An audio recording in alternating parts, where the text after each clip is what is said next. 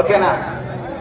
మన ఈ రోజు ఈ ప్రదర్శనలో జూనియర్ విభాగంలో మొత్తం 12 జతలు పాల్గొనడం జరిగింది.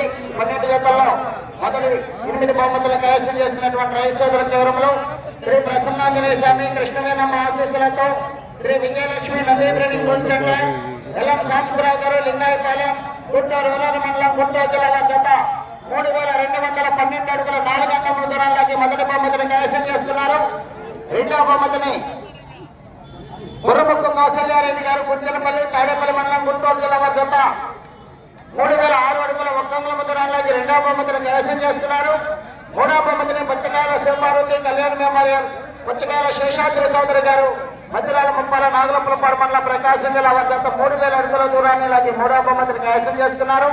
నాలుగవ బహుమతిని శ్రీ బృందేశ్వర స్వామి ఆశీస్సులతో కాకర్ల సురేష్ బాబు గారు ఆదిలవారిపాలెం సల్లపల్లి మండలం కృష్ణా జిల్లా జత 2813 అడుగుల దూరాన్ని లాగి నాలుగవ బహుమతిని కైవసం చేసుకున్నారు. ఐదవ బహుమతిని రామలమ్మ తల్లి ఆశీస్సులతో ఆర్కే బోస్ అత్తాట శిరీష చౌదరి గారు శివకృష్ణ చౌదరి గారు వేటపాలెం చిత్తూరు మండలం బాపట్ల జిల్లా బాలయ్య జయసింహ జత 2727 అడుగుల 9 అంగుళం దూరాన్ని లాగి ఐదవ బహుమతిని కైవసం చేసుకున్నారు.